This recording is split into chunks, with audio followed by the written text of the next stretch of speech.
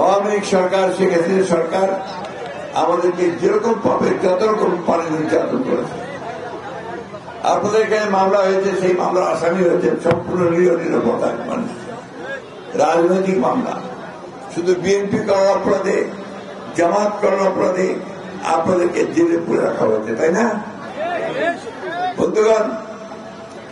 সেই অবস্থার পরিসমাপ্তি করেছে যে হাসিনা সবচেয়ে প্রবল প্রতাপশালী নেতা হয়ে গিয়েছিল, এক বলা যেতে পারে রাজধানী হয়ে গিয়েছিলেন, তাকে দেশ ছেড়ে পালিয়ে যেতে হয়েছে।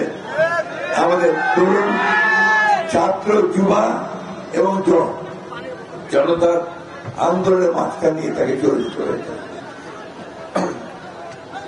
এবং যখন চলে গেছে তখন কিন্তু চতুর্দিক থেকে লক্ষ লক্ষ মানুষ আসছিল তার গণভবনের দিকে।